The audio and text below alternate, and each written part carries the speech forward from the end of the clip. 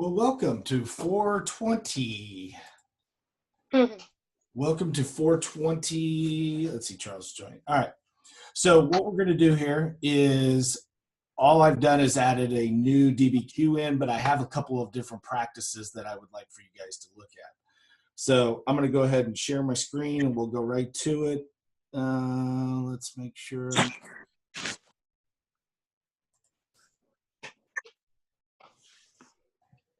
All right. So can everybody see our AP inner disk? Because last time I recorded it and you couldn't see what I did. Everybody sees our AP inner disk homepage? Mhm. Okay.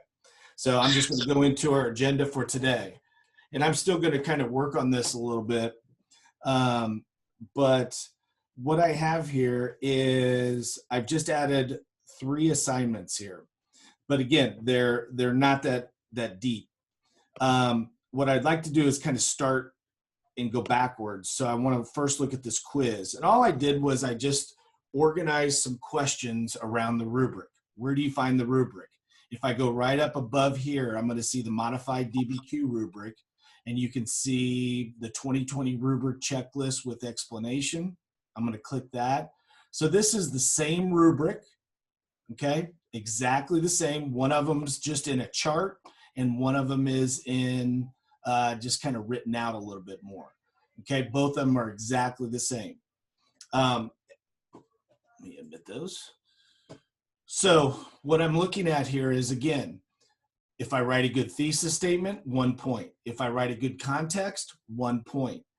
When I address evidence, I have a possibility for 3 points. So I can earn 1 point if I just use 2 documents, if I explain, if I identify 2 documents and explain kind of what they mean. This is real kind of weird for me because it seems like it's redundant, but I think this is what they're trying to do is give you the ability to earn some easy points. So again, all you have to do is use 2 documents to address your topic. Then it gives you an additional point for using at least 2 documents. So again, I don't understand how really these 2 are different. All I would do is make sure that you definitely explain 2 of the documents when you're arguing your point, and I would expect that you could at least earn 2 points there. If you use 4 of the 5 documents, you can earn additional point. Now, again, when I say use, I mean use successfully. So we'll talk about that here in just a second. Evidence beyond the doc. Remember, evidence beyond the doc is simply what sort of evidence can I include that wasn't included in any of the docs. So if I happen to be talking about technology, let's say technology that helped increase or help to build the market revolution. And there's a couple of documents in there. One talks about railroads and one talks about, let's say, interchangeable parts. But I also know technology like the cotton gin. It wasn't mentioned in any of the documents. If I bring in the cotton gin, that can be outside evidence. So that's an additional support. So again, when I'm looking at uses at least 1 piece of specific historical evidence that is outside the documents, if I come up with 1 additional example, then that'll work. I can get 1 point. If I bring up 2, I can earn 2 points. So right there, 1, 2, 3, 4, 5, 6, 7, you guys very easily can earn 7 points there. Now, the analysis and reasoning, this is where you're going to use like the HIP analysis. So you can get 1 point for 1 HIP analysis, 1 point for 2 HIP analysis. So a total of 2 points. So it's basically 1 per HIP analysis. You don't have to do any more than 2.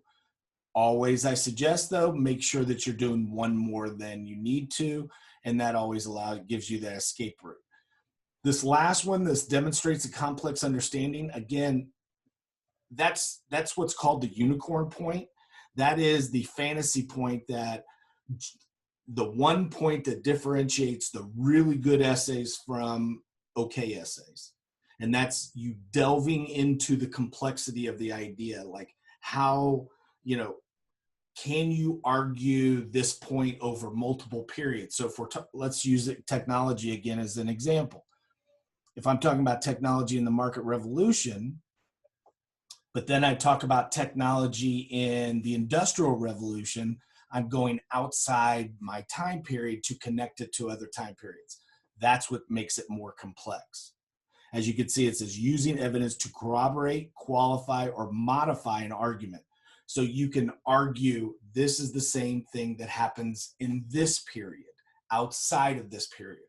Okay, again, this is the hardest point to get, and like 1% of all the essays actually get this point. So in the grand scheme of things, I wouldn't even worry about making your argument that complex. I'd keep it real simple. Make sure you're including the thesis, a context, you're supporting it with evidence, you have a couple of outside docs, and you do a couple of HIP analysis, and I'm thinking you guys can very easily earn anywhere from 6 to 9 points. Every single one of you are capable of this.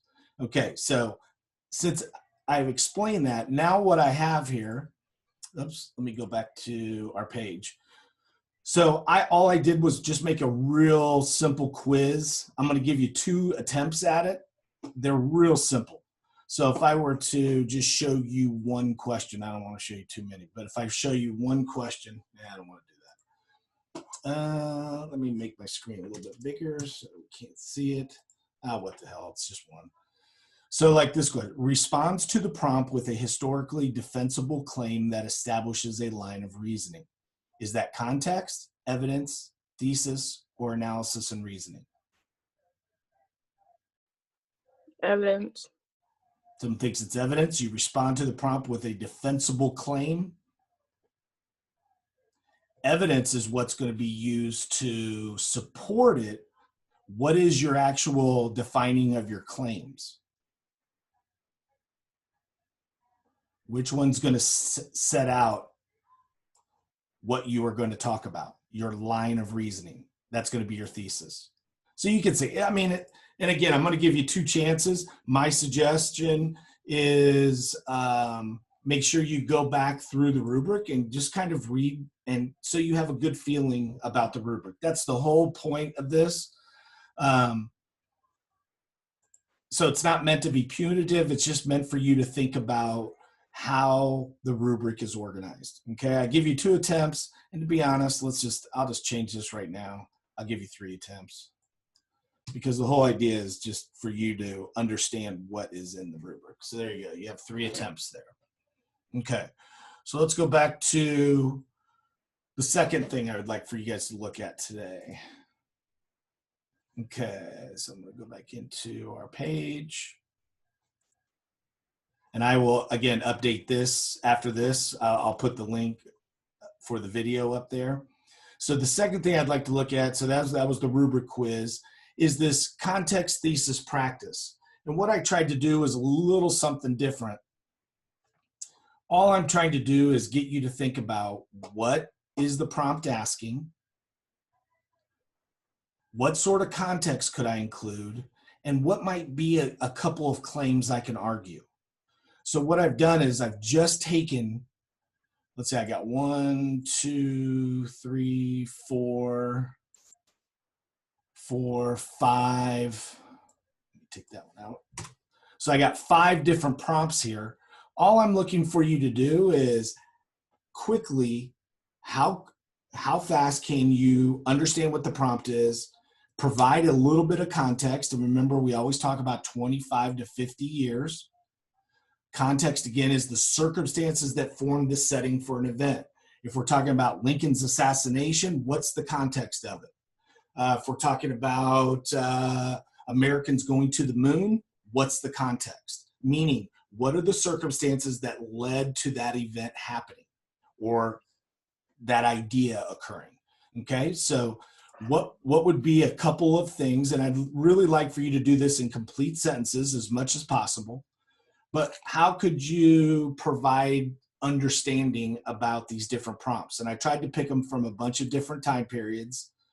So, and again, this is simply just practice. And then could you write a thesis statement without seeing any of the documents How could you answer that prompt? So let's look at this first one here, and I'll erase this. But evaluate the extent of change in ideas about American independence from 1763 to 1783. So what's it asking us to do? Anybody shout out anything? What's it asking us to do?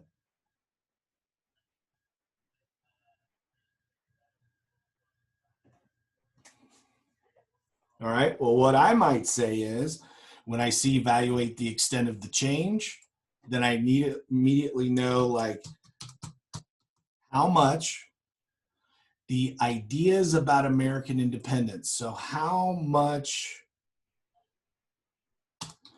did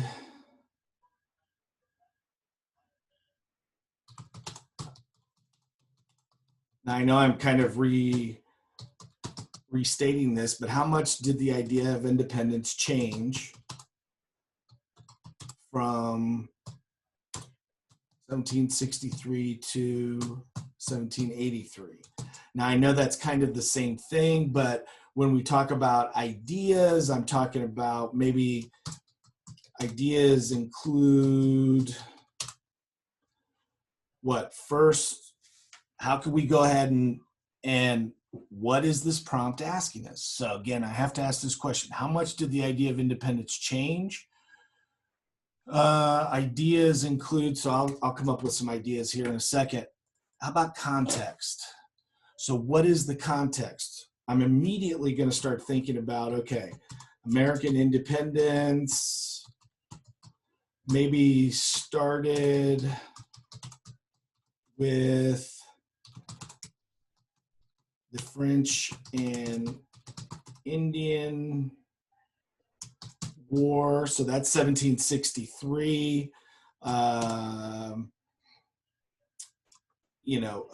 Colonies had to work together to prevent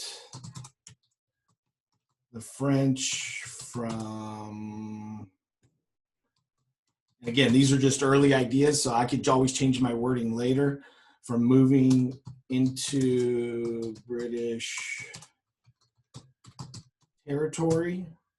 Not Brotosh, British. What else could I say as far as context? I might also say the colonies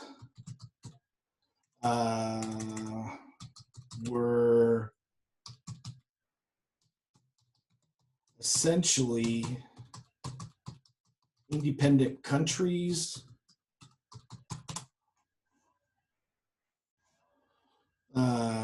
Independent countries running, or maybe I'll say operating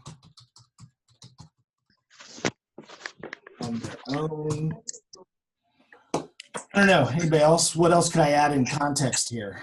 Just trying to, first of all, we need to understand how much did the idea of independence or the ideas about independence change? So you got to remember early on, the colonies, they were independent kind of nations. I don't even want to call them nations, but independent kind of organizations. They still had ties to the British.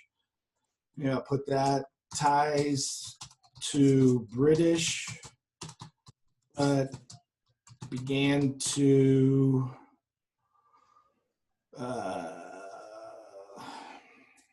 let's see, ties to the British, but began to pull away after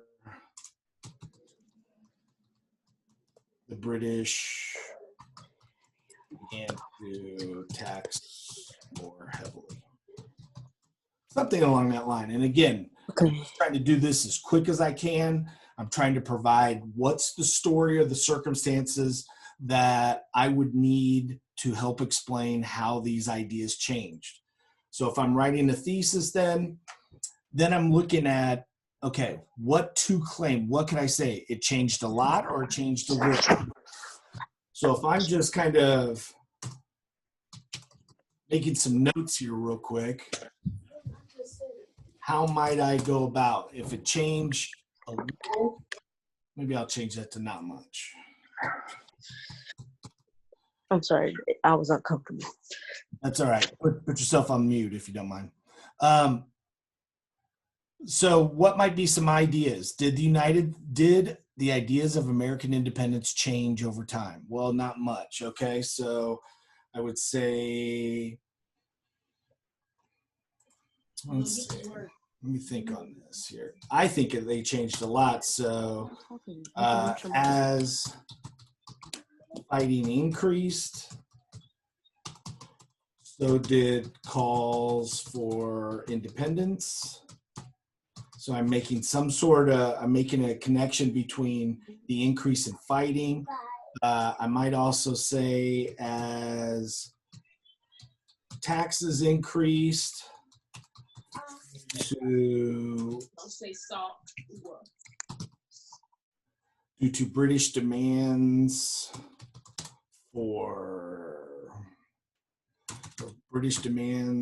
that the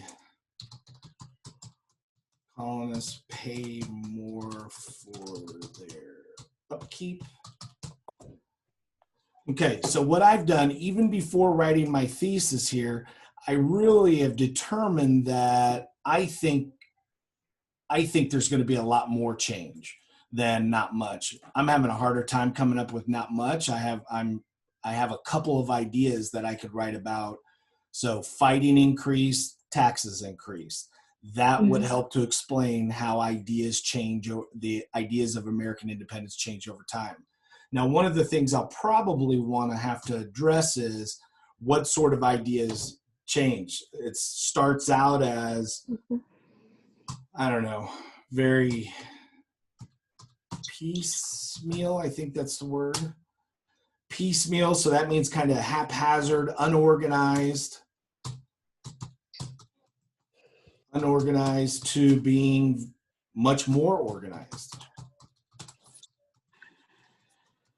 So again, I'm just trying to write down some ideas here that I could work from eventually. Now, can I then write a thesis from this? And I don't know what the docs are, but I'm making some good educated guesses. This is what I'm asking that you guys do, is make some good educated guesses about how you might answer these questions. If you need to review, if you need to go back to a particular time period, feel free and look through your notes. But do your best to try to, I'll just keep this in as example. I don't have to. Okay, so I know I kind of went through that quickly, but let me ask, are there any questions about from people who are listening or pretending to listen? All right. So this is just a quick practice. Let me go back to, we're running out of time. And then I have a period 6 DBQ. So again, I've talked about how I went through the period 4 DBQ with a couple of good examples. So if you have questions about 3 or 5, feel free to contact me. So with period 6 DBQ practice, we're going to do what we've done before. We're going to use the same planning sheet that we've used before. This one happens to be about the Gilded Age. Evaluate the extent, how much did big business impact American politics and economics during the period? So how much did big business impact American politics? Would you say a little or a lot? I might say a lot, because this is the time of the robber barons. This is the time of the big trusts like Carnegie, Rockefeller. So these huge businesses were really at the forefront of kind of building our nation. As they gained more and more power, as people like Rockefeller, Carnegie, as a lot of different these individuals become more and more wealthy, they become the driving forces for our economy. So as these big businesses go, so does America go. That might be some way that I would answer. It only has 5 documents here. I know you've seen a couple of them. In particular, I know we've all seen this Bosses of the Senate. It was on a couple of tests. I think we did a HIP analysis. So remember, you got all these big fat guys in the back who represent the trusts or the monopolies. So you have steel trust, copper trust. You can always enlarge that as you need to, but These are the people who are controlling the politicians. How do they control politicians? Money. So they fund these politicians, their reelection campaigns, all of that. So again, as I go back, evaluate the extent of how big business impacted American politics and economics. So I got to make sure I'm talking about politics, and I got to make sure I'm talking about economics. So I have to come up with some claim that is going to argue that point, or that's going to successfully be able to argue that point. Okay? And the idea is, again, this is just practice. If you don't understand, then you got to reach out to me. If you don't understand, then you got to make sure that you're at least attempting, because we have no idea what our question's going to be. We have no idea what our question's going to be, but the most important thing is you know enough that you can attack these questions. You have a good understanding. They're going to ask big, broad questions, so make sure you have big, broad answers.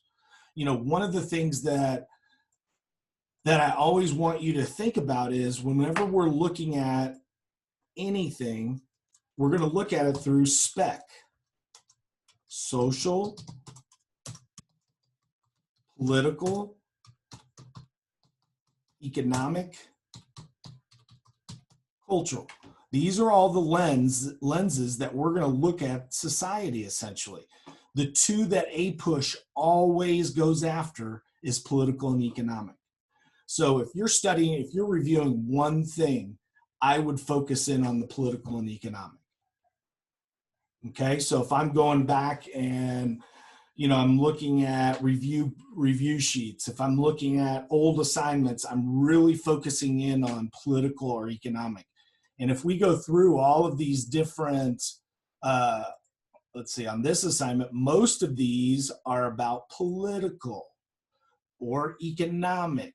Here we got, immigration, how does that shape? Oh, that's political. How does it shape government policies? That's political. The extent of changing government policies and public opinion, again, political. Notice we have compromise, political. Big business, economic. Okay, so again, what you want to focus in on is developing a sense of how our country moved through history from basically, because we're starting with we go period 3 through 7. So we are talking about the revolution up through the end of World War II. How did the U.S. grow economically? What were some of the problems the U.S. had in regards to economics? So again, I'm just kind of babbling, and I apologize. I need to finish this up. So that's kind of what we're looking at. Again, I haven't really added much. I'm going to kind of continue playing around. I'm not happy with how my format is, but it's these 3 new assignments, the ones that we're going to be working on kind of this week, and we'll probably do some extension activities on Wednesday. Well, we will. So do your best. Start with the rubric and quiz, review your rubric and quiz. Then I'd do the prompt, context, thesis practice, and then I'd practice a DBQ. Okay? So questions you may have.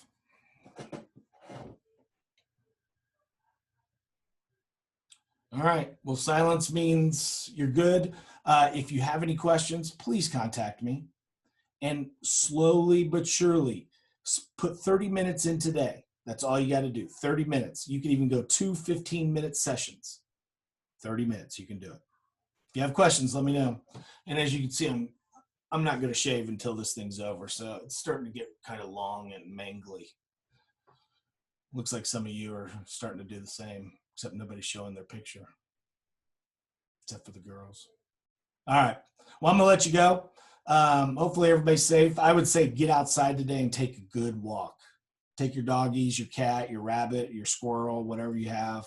Take it out for a walk. Take your snake for a walk. Whatever you got to do, get outside. It's going to be a nice day today. See you guys.